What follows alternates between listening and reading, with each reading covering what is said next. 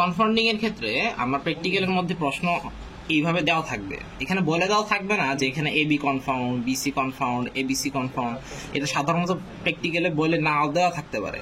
তাহলে আমি কিভাবে বুঝবো যে এইখানে এবি কনফাউন্ড হয়েছে এই রেপ্লিকেটের ক্ষেত্রে, এই রেপ্লিকেটে বিসি কনফাউন্ড হয়েছে, এই রেপ্লিকেটে এবিসি কনফাউন্ড হয়েছে, আমরা আসলে কিভাবে বুঝবো? এটা বোঝার একটা সহজ একটা উপায় আছে। প্রথমে আমরা দেখি যে এবিসি কনফাউন্ড হইলে রেপ্লিকেশনের ব্লকগুলো আসলে কি রকম হয়, দেখা যাচ্ছে?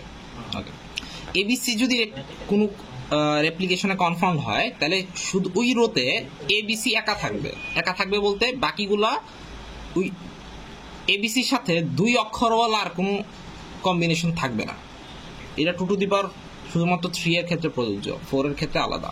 আচ্ছা, 2 টু দি পাওয়ার 3 এর ক্ষেত্রে যদি এবিসি এই রোতে একা থাকে বলতে বোঝাচ্ছি কি, এই যে 2 লেটার বাকি সবগুলো অন্য কলামে, আর এবিসি এখানে শুধু একা, এটা স্পষ্ট বোঝা যাচ্ছে।